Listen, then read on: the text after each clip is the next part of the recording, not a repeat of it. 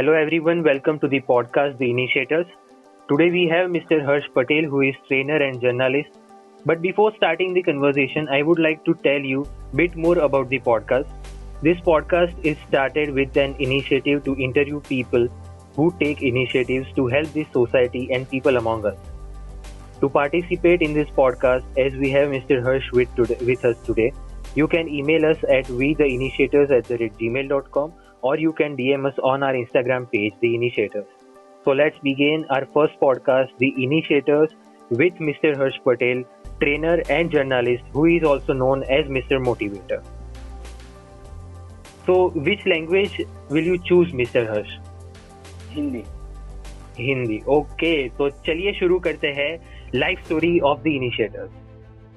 सो Mr Harsh, आप अपना introduce करा दीजिए अपने आप को.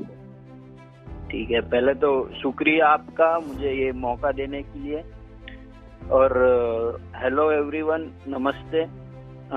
मेरा नाम हर्ष पटेल है. मैं एज ए ट्रेनर और जर्नलिस्ट अपना वर्क कर रहा हूँ. मेरी एज 20 इयर्स है और मैं यूथ के साथ ज्यादातर काम करता हूँ. और मेरा 2 लक्ष्य है जीवन में. जैसे वॉरेन बफेट हरदम कहते रहते हैं कि आप कभी किसी एक सोर्स पे डिपेंडेंट नहीं रह सकते अपनी लाइफ में. वैसे मैं भी अपने एक प्रोफेशन पे कभी डिपेंडेंट नहीं रहता. एज ए प्रोफेशनल ये बात नहीं है, लेकिन मेरे पैशनेट भी मैं 2 चीज़ों में हूँ. सो मैं ट्रेनर भी हूँ और मैं जर्नलिस्ट भी हूँ. और मैंने ये फील्ड चूज करने का रीज़न ये है कि ये 2 एस्पेक्ट मुझे ये लगे मेरे मुताबिक कि मैं देश को कुछ सर्व बेटरली ये 2 प्रोफेशन के थ्रू कर सकता हूँ. तो मैं ट्रेनर हूँ और जर्नलिस्ट हूँ. आगे की कहानी आपको मिलती रहेगी. फिलहाल इतना ही. Okay, thank you Mr motivator. तो चलिए अब चलते हैं अपने पहले सेगमेंट की तरफ. Let's know your life story. तो आपने बोला आप ट्रेनर भी है और साथ में आप जर्नलिज्म भी अभी परस्यू कर रहे हैं. तो आपकी लाइफ जर्नी कैसी थी जब आप स्टूडेंट थे? तब एज अ स्टूडेंट आपको ऐसा तो क्या इनिशिएटिव आपने लिया और ऐसा तो क्या आपको लगा कि मुझे एक ट्रेनर बनना है? तो एज अ स्टूडेंट से ट्रेनर आपकी लाइफ जर्नी कैसी थी?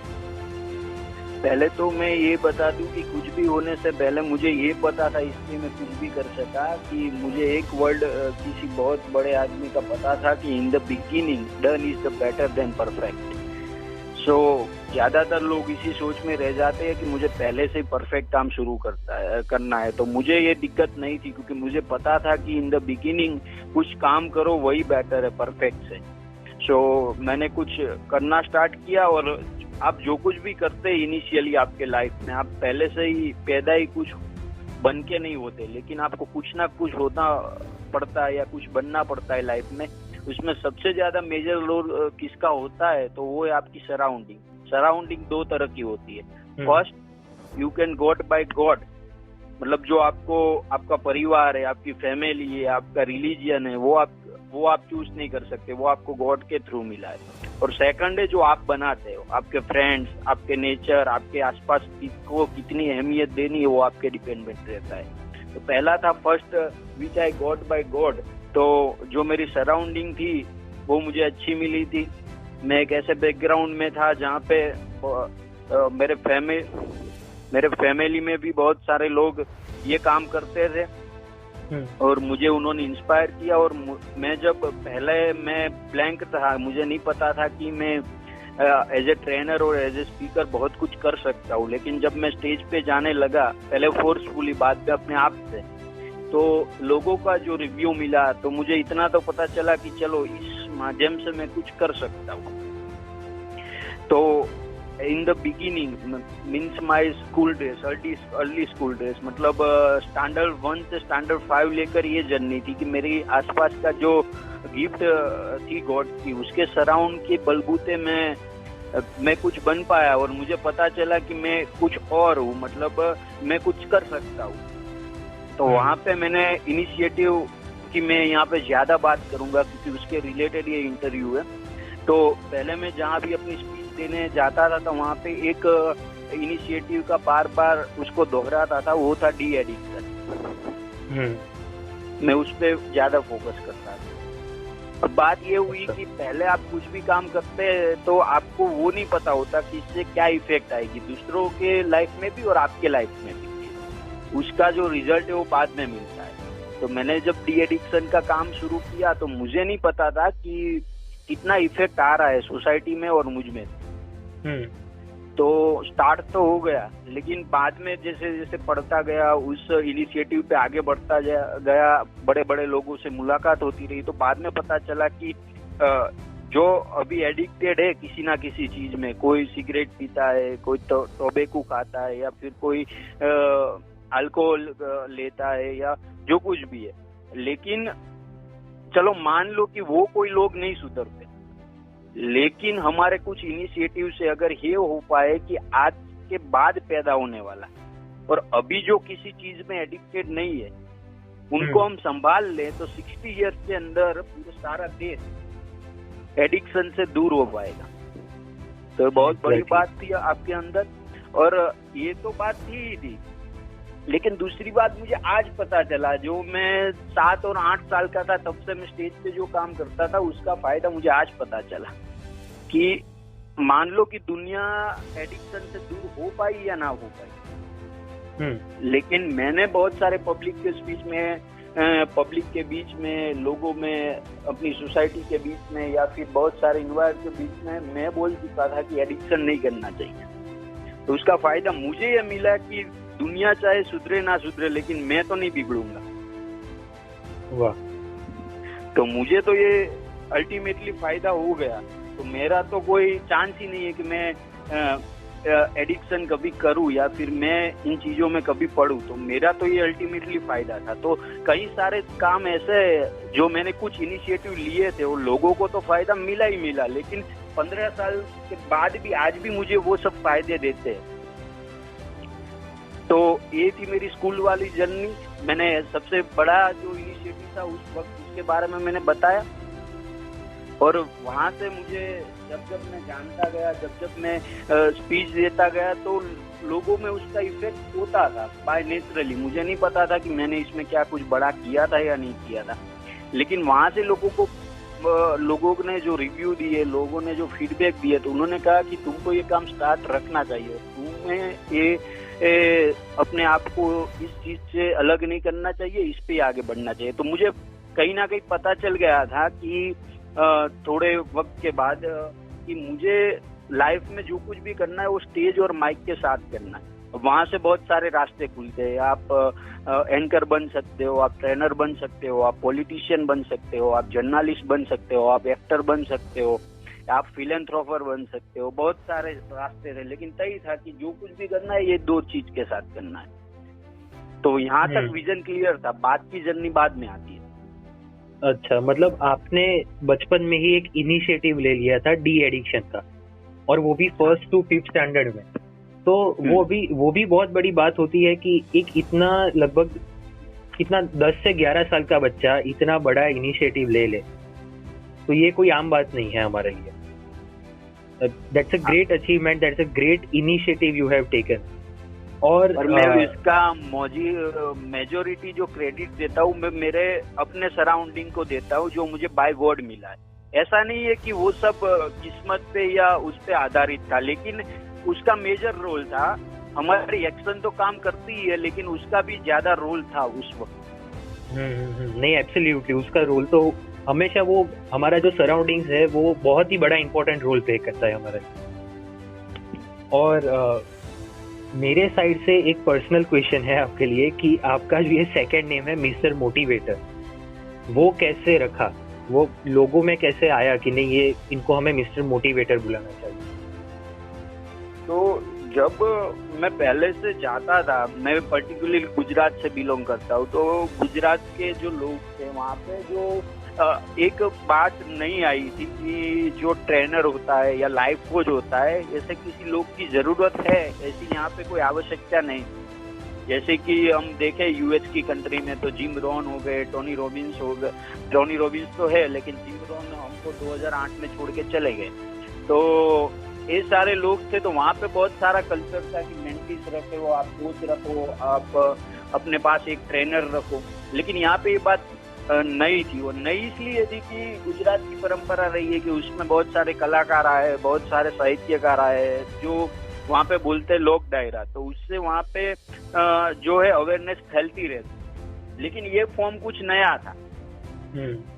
तो जब ऐसे लोगों ने स्टार्ट की, वहाँ पे 2-3 लोग थे, मान सकते हैं कि वो सारे फिक्शनल थे, मतलब नॉन फिक्शनल ट्रेनिंग वहाँ पे कोई नहीं करता। आज भी बहुत सारे कम लोग हैं जो ये कुछ करते हैं। लेकिन जब वो फिक्शनल लोगों ने भी स्टार्ट कर दिया तो उसको गुजरातियों ने टर्म दे दिया कि ये तो भाषणबाजी करते हैं। तो बहुत सारी दिक्कत थी गुजरात में ये लाने के लिए कि जो ट्रेनर होता है वो मतलब एक, मैं आसान एग्जांपल में दूं तो एक, जब हम किसी रेस्टोरेंट में खाना खाने जाते हैं तो 2 लोगों के मदद से हमको खाना मिलता है। एक जो होता है जो हमारे लिए खाना पकाता है, और वेटर जो होता है जो हमें सर्व करता है।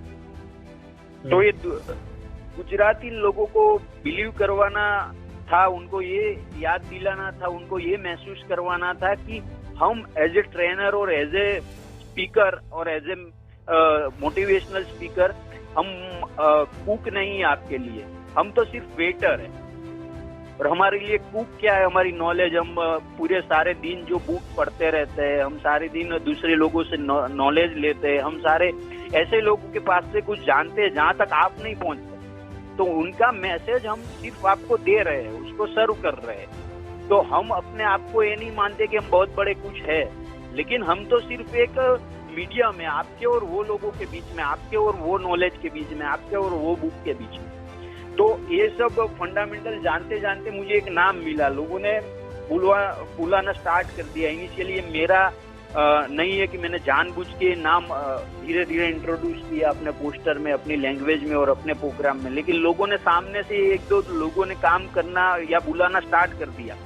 और मैंने वो लिख भी दिया 2 दिन, या जब ज्यादा फ्रीक्वेंसी आने लगी लोगों की ये नाम से बुलाने की, तो मैंने भी पोस्टर में लगवा दिया। और फिर ये जर्नी स्टार्ट हो गई। फिर मेरा इंस्टाग्राम में भी मैंने 1 साल के लिए वो नाम रखा और फिर लोगों अपने आप मुझे जानने लगे इस नाम।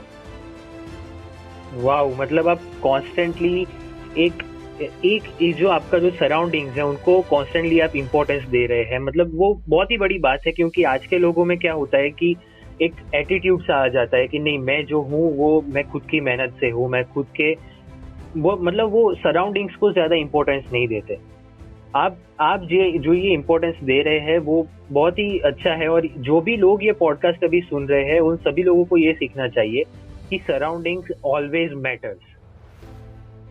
हाँ बिल्कुल बिल्कुल, वो मैटर करता ही है, क्योंकि और दूसरे देश की बात में नहीं कर पाता हूँ।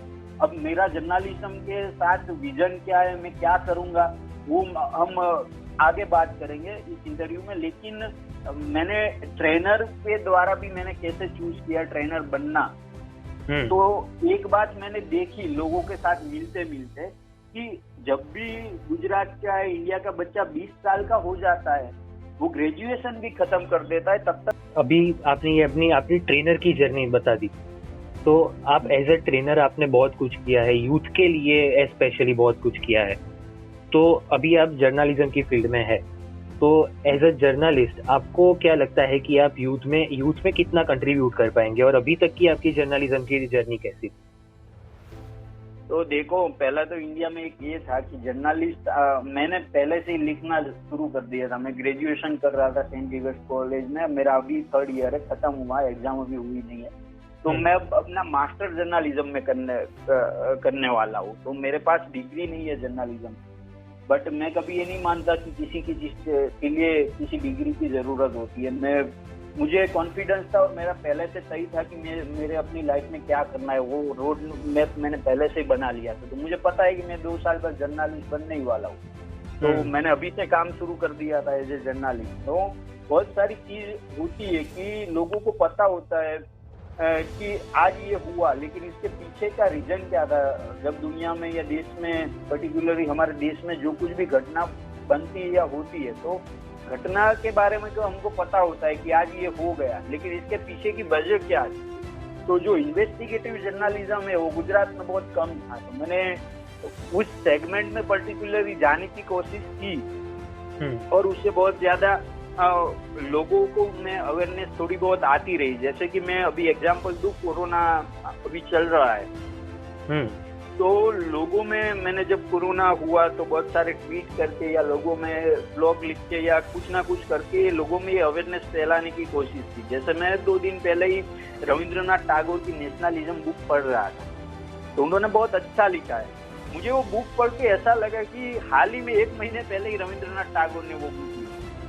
मुझे बहुत शॉकिंग लगा कि 50 या 40 साल पहले जब वो बुक लिख रहे थे, ये बुक उन्होंने सेकंड वर्ल्ड वॉर के दौरान जो लेक्चर दिए थे उस पे ये बुक बनी है। तो उस टाइम से उन्होंने अभी की सिचुएशन कैसे परख ली, वो मुझे बहुत शॉकिंग लगा, क्योंकि उन्होंने अभी उसी दौरान ऐसा लिखा है कि इंडिया और मतलब एशियन कंट्री और वेस्टर्न कंट्री, उन दोनों के लिए महासत्ता बनने के लक्ष्यांक अलग होने चाहिए। वेस्टर्न कंट्री है वो ऐसी है कि जो वो पॉलिटिकल बेस पे चलती है और इकोनॉमिकल बेस पे चलती है, कि उनके लिए महासत्ता बनना यानी कि ज्यादा पावरफुल होना, ज्यादा इकोनॉमिकली स्ट्रांग होना। लेकिन हमारे लिए ये विजन नहीं होना चाहिए। ऐसा रविंद्रनाथ टैगोर ने लिखा है कि एशियन कंट्री मीन्स ह्यूमैनिटी। हमारे लिए महासत्ता बनना उसका मतलब ये नहीं है कि हम पॉलिटिकल ज्यादा पावरफुल हो, या फिर हम चंद्र पर या मंगल पर सबसे ज्यादा पहले पहुंच जाए, या फिर हम इकोनॉमी इतनी स्ट्रांग बनाए कि कोई दूसरे देश हमारे पास टिक ना पाए। लेकिन वो हमारा लक्ष्य नहीं है, वो वेस्टर्न कंट्री का लक्ष्य है। इंडियन और एशियन कंट्री का लक्ष्य ये होना चाहिए कि हम ज्यादा से ज्यादा मानवता का प्रचार कर पाए, हम स्पिरिचुअली ग्रो हो सके, हम इमोशनली ग्रो हो चुके, और हम अपने देश में तो कोई बात ही रह ना पाए जो गरीब हो, जिससे हम मदद ना कर सके, लेकिन हम अपने देश में मदद खत्म करके दूसरे देशों पर भी मदद पहुंचाए। और उन्होंने ये बोला कि हम वेस्टर्न कंट्री से ज्यादा प्रभावित हो रहे हैं, इसका परिणाम एक दिन ये आएगा कि हम ह्यूमैनिटी को पूरा छोड़ देंगे और हम इस वर्ल्ड वॉर में या फिर ज्यादा परमाणु परीक्षण करने में या ज्यादा मिसाइल खड़ी करने में या एक देश से दूसरे देश को ज्यादा ताकतवर बताने में अपनी सारी इकोनॉमी और अपनी सारी पावर खर्च करते हैं। तो ये आज हो रहा है। उन्होंने बोला कि अगर ये हो सके कि हम अपना एशियन कंट्री का जो पावर बनने का जो स्वप्न है उसको बरकरार रख पाए, तो ऐसा हो सके कि पूरी दुनिया में ऐसी भी होड़ लग सकती है कि ज्यादा से ज्यादा लोग मिसाइल पे या ऐसे सब जगहों पे खर्च न करने की बजाय ह्यूमैनिटी पे खर्च करें, स्पिरिचुअली ग्रो होने में खर्च करें, तो दुनिया का पूरी तस्वीर ही अलग होती है आज। Exactly. तो उन्होंने उस टाइम ही ये बताया था कि 60 साल बाद वेस्टर्न कंट्री तो पावर, उनको ये अभी लगता है कि पॉलिटिकल पावर और इकोनॉमिकल पावर सबसे बड़े पावर, लेकिन थोड़े साल बाद या 1 सदी के बाद उनको ये महसूस होगा कि असली पावर वो नहीं है, असली पावर वो है जो एशियन कंट्री मानती थी कि जो ह्यूमैनिटी है वो असली पावर है। लेकिन दिक्कत ये है, रविंद्रनाथ टैगोर ने ऐसा लिखा है, लेकिन दिक्कत ये है कि जब वो वापस आएंगे वो एग्जैक्टली फील करेंगे कि इंडिया की जो बात थी वो सही थी। जब वो वहां पहुंचेंगे तब हम आगे निकल चुके हो। मतलब दिक्कत ये है कि इंडिया के लोगों पर और एशियन कंट्री पर अपने आप पे फेथ नहीं है कि हमारा रास्ता सही है, हमको वेस्टर्न को फॉलो करने की कोई जरूरत नहीं। तो ये सारी बात है जो बहुत सारी बुकों में बड़े बड़े कोनों में पड़ी है, जो हमको महसूस नहीं हो रही है। हम किसी ना किसी दौर के साथ चले जा रहे हैं, अपनी सारी बातों को, अपनी सारी संस्कृति को और अपनी सारी प्रकृति को छोड़कर। तो ऐसी कुछ बातें लोगों तक पहुंच सके उसका मैं प्रयास कर रहा हूँ। और मैंने जर्नलिज्म के दौर में ऐसे बहुत कुछ बात लिखी और बताई है कि जिसके दौर पे कुछ हो पाए, ऐसे हमको अपनी प्रकृति और अपनी संस्कृति से हम कहीं ना कहीं बिछड़ ना जाए। और मैंने बताया था कि ऐसा क्यों हो रहा है, कोविड क्यों आया, उसके बाद अभी भी कुछ आ सकता है, क्यों? मैंने बोला कि जब जब प्रकृति और संस्कृति पैरेलल चलना नहीं सीखेगी तब तक ये प्रॉब्लम आएगी। मतलब नेचर और कल्चर दोनों को साथ में रहकर पैरेलल एक दूसरे के साथ सहानुभूति बनाकर चलना पड़े, लेकिन वो सहानुभूति आज भी नहीं है। अभी आपने देखा होगा कि पेरिस और एक दूसरी कंट्री है, वहां पर क्या हुआ कि एक समुदाय के प्राणी को कोरोना हुआ, तो उन्होंने क्या किया, उस देश में जितने भी वो प्राणी थे वो सभी को मार दिया, क्योंकि ह्यूमन को वो ना फैला। तो एक और एग्जाम्पल है इस वक्त में, फिर भी हम नहीं समझ पा रहे कि इसमें हमने क्या किया कि हमारी संस्कृति इतनी खराब कर दी कि प्रकृति के जीवों को हमने मार डाला। तो इंसान को ये सब क्यों हो रहा है वो आज भी फील नहीं हो रहा है। तो एज ए जर्नलिज्म के दौर पर हमारी बेस जो है इंडिया किस बेस पे बना है, इंडिया किस कल्चर पे बना है, वो सब महसूस करवाना बहुत जरूरी है। इसलिए मैंने पॉलिटिक्स में भी बहुत सारे ऐसे लोग हैं, बहुत सारी ऐसी चीज है जो एज ए जर्नलिस्ट के दौर पे बाहर लानी चाहिए। क्या है कि जो इलेक्शन है वो हमेशा पीपल की नीड पे होना चाहिए। इलेक्शन कभी एक किसी बाहरी चीज पे नहीं होना चाहिए, इमोशन के बेस पे सिर्फ नहीं होना चाहिए। पॉलिटिक्स का जो होना चाहिए तो जनता को क्या मांगना चाहिए एज ए जनता, क्योंकि डेमोक्रेसी में जनता ही सब कुछ है, लेकिन जनता आज वो भूल गई है। तो उनकी क्या अहमियत है, उनको पॉलिटिक्स में क्या मांगना चाहिए, क्या झांकना चाहिए, तो ये सारी चीज भी मुझे लगी कि एज ए जर्नलिज्म में बतानी चाहिए। और मैं उसका सतत प्रयत्न कर चुका हूँ। मैं अभी नया हूँ, मैं स्वीकार कर रहा हूँ कि मैं जर्नलिज्म की फील्ड में अभी इतना बड़ा ग्रो नहीं किया क्योंकि मेरे 2 साल ही हुए, लेकिन मेरा ये सब विजन है और मैं इस पे आगे बढ़ने की कोशिश करना चाहता हूँ। वाह, सो आपने मेरा नेक्स्ट क्वेश्चन भी सॉल्व कर लिया कि आपका विजन क्या है। बट इसमें ये पॉडकास्ट में हमारा सेकंड जो सेगमेंट है वो है क्वेश्चन आंसर्स का। और आपने जो ये जर्नलिज्म की बातें की उससे मुझ में भी बहुत सारे क्वेश्चंस आ रहे हैं, और जो अभी हमारे लिसनर्स हैं उन लोगों को भी आ रहे होंगे। सो आप लोग नीचे कमेंट कर सकते हैं। अगर आप ये यूट्यूब में देख रहे हैं या फिर स्पॉटिफाई में सुन रहे हैं तो मैं आपको बता दूं कि ये हमारा पॉडकास्ट जो है वो यूट्यूब पे भी अवेलेबल है। तो आप कोई भी क्वेश्चंस हर्ष भाई से करना चाहते हैं तो वो सारे क्वेश्चंस आप कमेंट बॉक्स में लिख दीजिए, तो हर्ष भाई या फिर मैं आपको अप्रोच करेंगे और आपके सारे क्वेश्चंस के आंसर देने का ट्राई करेंगे। अभी जो मैंने बताया उस पर मेरे पास 4 लाइन है, आप सुनिए कि क्या हो रहा है। ये मेरे घर में जो आमन का बसर होने लगा, लगता है माँ के दुआओं का असर होने लगा, यार हम दोनों को ये दुश्मनी भारी पड़ी, रोटियों तक का खर्च बंदूकों से होने लगा। वाह, तो ये कुछ हो रहा है। तो रोटियां इम्पोर्टेंट है, बंदूकें नहीं। तो हम दोनों को, हम सबको पैरेलल होके चलना पड़ेगा, ये बात है। एग्जैक्टली। तो हमारा जो ये नेक्स्ट सेगमेंट है वो क्वेश्चन आंसर्स का है, तो जिसे हमने नाम दिया है सवाल जवाब का सिलसिला। तो आपने बोला आप ट्रेनर है, तो आप ट्रेनर के ऊपर मैं आपसे 2 क्वेश्चंस करूंगा। फर्स्ट कि एज अ ट्रेनर आप क्या करना चाहेंगे, मतलब पेड सेमिनार करेंगे या फ्री सेमिनार करेंगे अगर आपको कोई सेमिनार करने का चांस मिला तो? सिचुएशन पे डिपेंड करता है। अगर ये बात है कि मैं किस लोगों के सामने जा रहा हूँ और कैसे लोगों के सामने जा रहा हूँ, अगर मैं कोई ऐसे फॉर्म में जा रहा हूँ या ऐसे लोगों के बीच में जा रहा हूँ वो इंस्टीट्यूशन चला रहे हैं या फिर वो कुछ ना कुछ इकोनॉमिकली कुछ परस्यू कर रहे हैं अपने आप के लिए, तो मैं बिल्कुल ही पेड सेमिनार करूंगा। क्योंकि मैं ऐसा नहीं मानता कि सारे लोगों को मुफ्त की हिम्मत नहीं होती, लेकिन ये भी जरूरी है। आप देख लेना कभी, मैंने देखा है बहुत सारे मेरे फ्री सेमिनार में, तब मैं जाता हूँ जब तो ऑडियंस को वो 10 बजे का टाइम होता है तो ऑडियंस 11 बजे आ रही है। वो ऐसा लगता है जैसे गुजराती लोग है जिसको भी मैं इंस्पिरेशन मानता हूँ, ट्रेनर के फील्ड में नहीं, लाइफ में भी और ट्रेनर के दौर पे भी। वो कलाकार है, आप शायद बहुत कम लोग उसको जानते होंगे, लेकिन मुझे उनको मेंशन करना अच्छा लगेगा। ये कि हाल ही में जिनको पद्मश्री अवार्ड मिला, साबुद्दीन राठौर। यस। तो बहुत बड़े हास्य कलाकार है, लेकिन मेरे लिए वो बहुत बड़े मायने रखते हैं क्योंकि उन्होंने जब भी किया है, अभी बहुत सारे स्टैंड अप कॉमेडियन आपको देखे होंगे, आपने देखे होंगे, लेकिन वो जिस टाइम की लैंग्वेज यूज करते हैं वो हंसाने के लिए किसी भी हद तक गिर सकते हैं।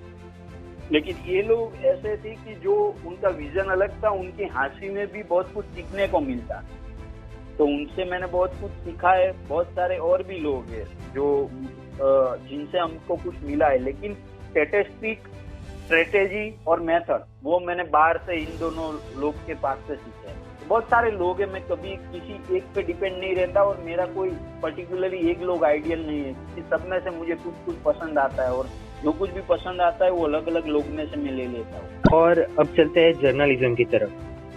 तो मैंने सुना है कि जर्नलिज्म में कुछ एथिक्स होते हैं, तो आपको प्रेजेंट मीडिया उस एथिक्स को कैसे फॉलो करती है, आपको क्या लगता है? पहले तो जर्नलिज्म का एथिक्स ये होना चाहिए कि आपको न्यूट्रल होना चाहिए। दूसरी बात ये होती है कि आपका एक पर्टिकुलर पॉइंट ऑफ व्यू होता है जो आपको अपने पास रखना है, अपने तक रखना है।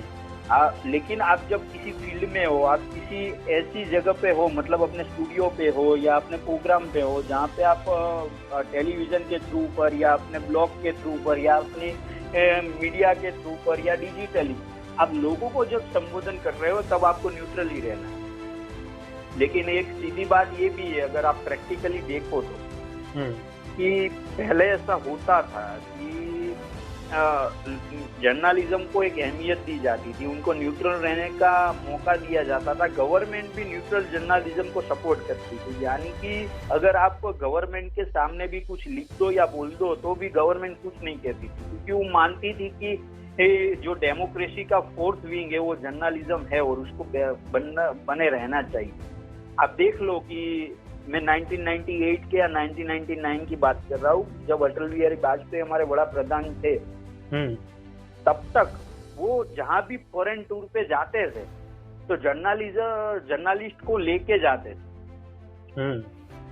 लेकिन अभी जो जर्नलिज्म का वक्त चल रहा है वहां पे ऐसा नहीं चल रहा है। जर्नलिज्म को गवर्नमेंट के खिलाफ बोलने की ज्यादा अनुमति नहीं है, और अब यही रहेगा इंडिया में। तो इंडिया के लिए बहुत सारी गलत बात है। आज भी आप यूएस में देखो तो कोई भी वहाँ का प्रेसिडेंट हो, लेकिन वो व्हाइट हाउस में सुबह शाम को 7 बजे हर रोज प्रेस को ब्रीफिंग देते हैं, और देना ही पड़ता है हर एक प्रेसिडेंट को। हर रोज 7 बजे जो भी जर्नलिस्ट के सवाल हो वो उनको देना पड़ता है। तो यूएस में पॉसिबल है। आज भी जब यूएस के प्रेसिडेंट कहीं भी घूमने जाते हैं तो जर्नलिस्ट को साथ लेकर जाते हैं, अपना पॉइंट ऑफ व्यू उनको बताने देते हैं।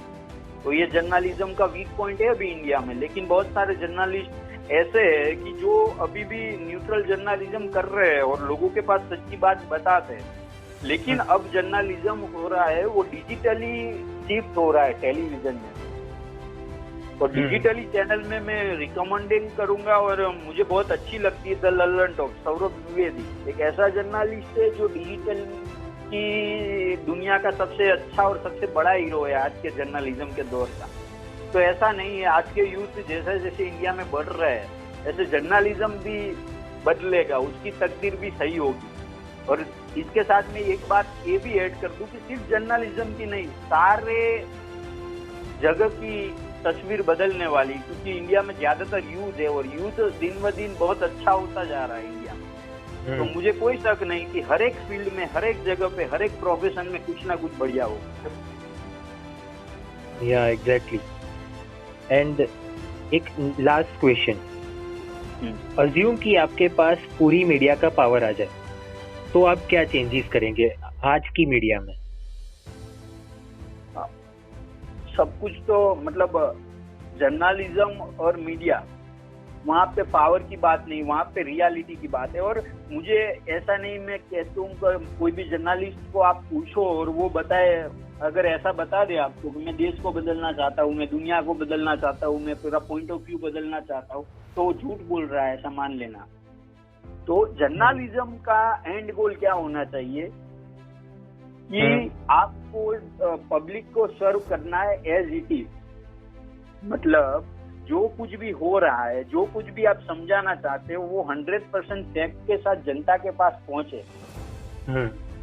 और आपको मीडिएटर बनना है, मतलब आसान भाषा में लोगों तक सच्ची बात एज इट इज पहुंचानी है। वही जर्नलिज्म का एंड गोल, पहला गोल। और जर्नलिज्म ये होना चाहिए कि किसी ना किसी हर एक लोग को, मतलब जो इंस्टीट्यूशन होते हैं उसको बेटर बनाने का काम जर्नलिज्म को करना हो। मतलब जो गवर्नमेंट है उसके साथ बैठ सके, अच्छे अच्छे बड़े बड़े पॉलिटिशियन, चाहे वो प्रधानमंत्री क्यों ना हो, लेकिन बहुत बड़े बड़े जर्नलिस्ट को उनके साथ बैठना होगा, दिन ब दिन उनकी ब्रीफिंग होनी चाहिए, मतलब पूरे दिन उनको चर्चा विचारणा करनी होगी। और बहुत सारे ऐसे जर्नलिस्ट हो चुके हैं जो दुनिया में कोई भी प्रधानमंत्री या कोई भी डिप्लोमेट से ज्यादा अच्छा और बेहतर सोच सकते हैं। उनके रिलेशन भी ऐसे थे, उनकी सोच भी ऐसी थी, उनका लॉजिक भी ऐसा था। मैं 2-3 नाम दे दूं कि कुलदीप नैयर, विनोद दुआ, रामचंद्र गुहा, ऐसे ऐसे बड़े बड़े जर्नलिस्ट हो अभी भी है हमारे बीच कई सारे। तो ऐसे जर्नलिस्ट है जो बहुत अच्छी सोच रखते हैं और वो उनका विजन बहुत बड़ा है। तो ऐसे जर्नलिस्ट की राय लेनी चाहिए और ऐसे जर्नलिस्ट देश को चलाने में अपनी राय दे पाए, मेरा एक ये भी लक्ष्य है। तो ये भी होना चाहिए, मुझे ऐसा लगता है। तो आप 2 प्रोफेशन में से कौन सा प्रोफेशन करेंगे? आपने जैसे बोला कि आप अभी 2 सालों में जर्नलिस्ट बन जाएंगे, तो अगर आपको ट्रेनर बनने का भी मौका मिल रहा है और आप तो ट्रेनर है ही और जर्नलिज्म भी आप परस्यू कर रहे हैं, तो क्या प्रीफर करेंगे आप, ट्रेनर या जर्नलिस्ट? मैं मानता हूँ कि ये दोनों चीज एक साथ हो सकती है। कैसे कि जब मैं अपनी मतलब एक है जो मेरी जॉब है, दोनों मेरे पैशन है, दोनों मेरे प्रोफेशन है। और मैंने ये महसूस किया है कि ऐसे जर्नलिज्म के दौर पर जैसे आप आगे बढ़ते जाओगे तो लोग आपको ज्यादा पहचानने लगेंगे। और ये बात ऐसे है कि लोग मैं आज जो चीज कह रहा हूँ वही मैं 5 साल बाद कहूंगा, लेकिन लोग जब ज्यादा जानते होंगे तब वो ज्यादा बात समझेंगे। ऐसी बात नहीं कि मैं कुछ नया बोलने वाला हूँ, मैं तो जो पढ़ रहा हूँ, जो सोच रहा हूँ, जो लिख रहा हूँ वही बोलने वाला हूँ। लेकिन आप जब लोगों के बीच में पहचान वाले हो जाते हो, जब लोग आपको पहले से पहचानते हो तो लोग आपको ज्यादा सुनेंगे, ज्यादा समझेंगे। तो मैं दोनों चीज पूरी जिंदगी में साथ में लेकर चलने वाला हूँ। मैं ट्रेनर भी बनने वाला हूँ, मैं जर्नलिस्ट तो मैं बनने वाला हूँ, ट्रेनर तो मैं हुई, लेकिन ये दोनों चीज को बरकरार रखूंगा। लेकिन किसी एक चीज को ज्यादा अहमियत देनी पड़ेगी, वो है जर्नलिज्म। कि मेरे को सोम से मतलब पूरे हफ्ते में 5 दिन वो काम करना पड़ेगा और जब 2 दिन में थोड़ा बहुत फ्री होगा तब मैं इस फील्ड में ग्रो करूंगा। And what is your goal and your vision, कि आप अपने लाइफ में मेन क्या अचीव करना चाहते हैं और अभी जो यूथ हमें सुन रहा है उनको आप क्या कहना चाहोगे? जो पहले तो बात ये है कि ये तो क्वेश्चन का मैं आंसर दूंगा ही, लेकिन पहले 1-2 मिनट ये लेना मैं चाहूंगा कि लोगों को अगर ऐसा लगे कि आपको मतलब उनका तो लक साथ दिया होगा या किसी इनिशिएटिव स्टार्ट करने में या कुछ भी स्टार्ट करने में सिर्फ और सिर्फ लक का काम होता है या कुछ भी होता है, तो ऐसी बात नहीं है। मैं आपको बता दूं कि जैसे जैसे मैंने पहले से ही थोड़ा रिवाइंड करें हम, कि जब पहले से स्टार्ट किया, जब मैं 6-7 साल का था तो मुझे नहीं पता था मुझे क्या करना है और मैं स्टेज पे भी क्यों जा रहा हूँ। लेकिन मैंने 1-2 बार जब मैं गया तो लोग अपने आप बुलाने लगे। तो जब मैं समझा कि मैं क्यों स्टेज पे जा रहा हूँ, उससे पहले मैंने 30-40 जगह पे स्पीच दे चुकी था, तब मुझे पता चला कि मैं ये सब कर क्यों रहा हूँ। लेकिन मुझे कुछ नहीं पता था, लेकिन एक प्लानिंग चल रही थी। वो उसको नेचर बोलो, उसको कुदरत बोलो या उसको अपॉर्चुनिटी बोलो, जो कुछ भी हो, तो मेरे को साथ मिलता रहा, मुझे एक डायरेक्शन मिलती रही। मैं तो अनजान था, मैं तो तभी कुछ पता नहीं था, लेकिन वो मुझे नेचर का साथ मिला तभी भी। फिर मैं एज ए ट्रेनर के दौर पर आया, तो ट्रेनर के बाद भी मुझे ऐसे बड़े बड़े मंच मिले कि मुझे और भी डिफिकल्टी जानने का महसूस हुआ। पहले मुझे यही लगता था कि अगर लोग और यूथ जल्दी से अपना प्रोफेशन जान ले तो भी कोई दुनिया में और देश में कोई दिक्कत ही नहीं है। लेकिन मैंने बड़े बड़े स्टेज मुझे मिलने स्टार्ट हुए अपने आप से। मैं अपनी उपलब्धियां उसको बहुत नहीं मानता, लेकिन मुझे मिलते गए। जैसे कि मैं साइंस मंथन में गया, वहाँ पे मैंने कुछ किया। फिर मुझे यूथ पार्लियामेंट में मौका मिला 2018 में। मेरे को यूथ फेस्टिवल में जाने का मौका मिला। मुझे कल फेस्ट को रिप्रेजेंट करने का मौका मिला। मुझे ट्रेन द ट्रेनर प्रोग्राम करने का मौका मिला। बहुत सारे मौके मिले। तो ऐसे ऐसे मैं जानता गया कि यार सिर्फ यही तकलीफ नहीं है। तो वहां से मुझे जर्नलिज्म का फायदा मिला, जर्नलिज्म की जरूरियात महसूस। उसके बाद से मैं जर्नलिज्म पे फोकस हुआ। तो कहीं ना कहीं आप कोई भी इनिशिएटिव स्टार्ट करते हैं, नेचर को या फिर किसी लोग को हेल्प करने की शुरुआत करते हैं, तो आपको एक बैकअप मिलता है। वो कौन दे रहा है, कैसे मिल रहा है, वो अपने आप अपॉर्चुनिटी मिलती रहती है। तो ऐसी बात नहीं है कि आपको ही सब कुछ करना है, आपको सिर्फ स्टार्ट करना है, बाकी सब होता रहे। तो ये बात अब आप देखें कि यूथ के लिए या फिर मेरा लॉन्ग टर्म विजन या कुछ क्या है, तो मैं पहले अब ये भी बता दूं कि पहले तो इंडिया के एस्पेक्ट में बात करूंगा। मेरे को जो कुछ भी करना है वो इंडिया के लिए ही करना है। तो पहली बात ये है कि हमको बहुत सारी चीजें जिसको हमको बाहर रखनी होगी एज ए जर्नलिज्म के तौर पर।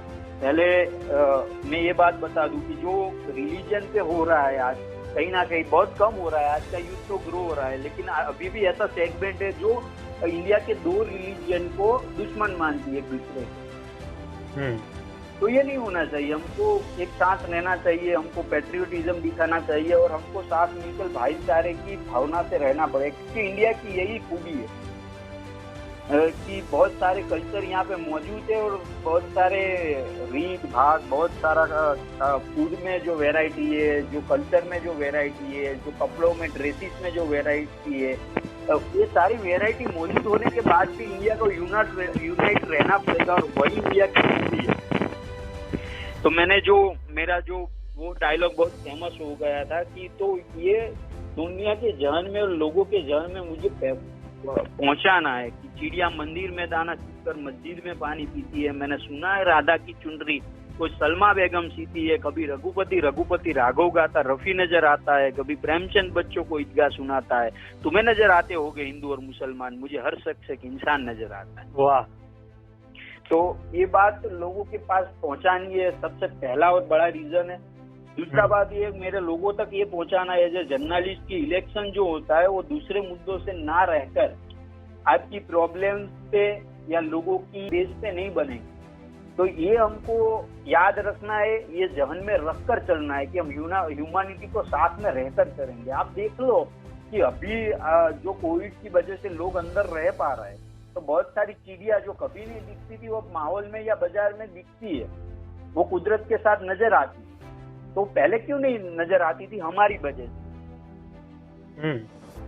तो हम दिन ब दिन बहुत बड़े आधुनिक बनने में हम हमारे एथिक्स से, मोरल एथिक्स, उसको भूलते जा रहे हैं। तो ये नहीं होना है।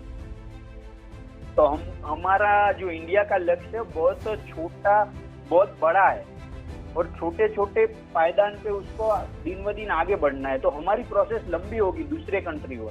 मैं आज भी मानता हूँ कि इंडिया को अगर एथिक्स को साइड में रखकर महासत्ता बननी होती तो वो कभी से बन चुकी होती, लेकिन इंडिया को ये नहीं करना, वो नेचर और कल्चर को साथ लेकर महासत्ता बने। तो ये लॉन्ग टर्म विजन है कि यूथ ज्यादातर नेचर और कल्चर को साथ में रखकर चढ़ पाए और महासत्ता बने, लेकिन ह्यूमैनिटी के बेस पर बने।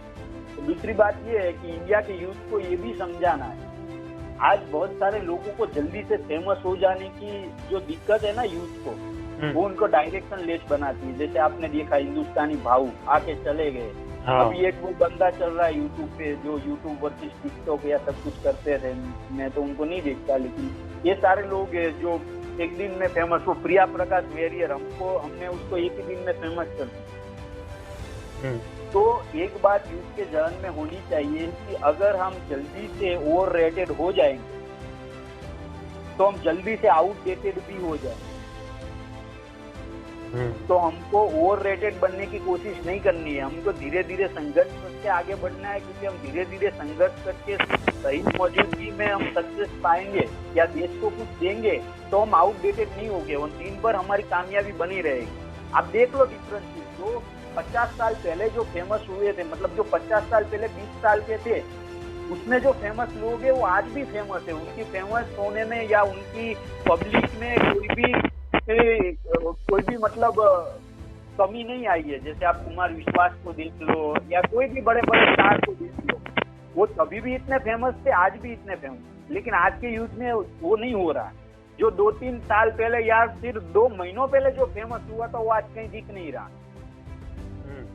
क्योंकि हम संघर्ष से आगे नहीं बढ़ रहे, हम जल्दी से ओवर रेटेड होने की कोशिश कर रहे हैं। आप देख लो 6 महीने पहले जो प्रिया प्रकाश वेरियर पूरे देश में घूम रही थी और पूरे देश में प्रचलित हो चुकी थी, वो आज कहाँ है पता नहीं। हिंदुस्तानी भाऊ जिसको पूरा देश देख रहा था, वो आज कहाँ है। तो आज के यूथ को बदलना होगा और उसको सोचना होगा कि आधी रात को दिन पर एक ही दिन में फेमस नहीं होना है, बड़ा संघर्ष करना है और साथ में ह्यूमैनिटी को रहकर, कल्चर को साथ रहकर महासत्ता बनाने की कोशिश करने। तो मेरा यही विजन है। ये 2-3 विजन के साथ में ट्रेनर और जर्नलिज्म के प्रोफेशन को साथ लेकर चलना चाहता हूँ। और मेरे अकेले के विजन से कुछ नहीं होता, ये छोटा सा ख्वाब है, लेकिन ख्वाब होने चाहिए तभी आप जिंदा रहते हो। एग्जैक्टली अगर हम ड्रीम करेंगे फिर उसका प्लानिंग भी कर देंगे पर उसका एग्जीक्यूशन ही नहीं होगा, इनिशिएटिव ही नहीं लेंगे, उसका एग्जीक्यूशन ही नहीं होगा, तो फिर वो प्लानिंग का और वो ड्रीम का कोई मतलब नहीं है। सही बात है। So it was a pleasure talking to you. Great wishes for your bright future, Mr. Harsh Patel, Mr. Motivator and Mr. Initiator. आपने जैसे 3 चीज के ऊपर मेन फोकस किया है आज, नेचर, कल्चर एंड सराउंडिंग, जो कि बहुत ही मैटर करता है हमारी लाइफ में। तो आज के यूथ को ये 3 चीजों का मीनिंग, असली मीनिंग समझाना, और ऐसा इनिशिएटिव आपने लिया है अपनी लाइफ में। आप जब 5th स्टैंडर्ड में थे तब से आप इनिशिएटिव्स लेके आ रहे हैं और इतना सब कुछ किया है अपनी लाइफ में, आपने अचीव भी किया है, आपने बहुत सब कुछ शेयर किया है लोगों को, आप लोगों के पास पहुंचे हैं, लोगों को समझा है आपने। तो थैंक यू वेरी मच। और मैं अपने लिसनर्स को कहना चाहूँगा कि आपको भी अपने इनिशिएटिव शेयर करने हो तो आप DM कर सकते हैं हमें इंस्टाग्राम पे, और you can email us on wetheinitiator@gmail.com। Thank you so much mister motivator हमारे साथ ज्वाइन होने के लिए।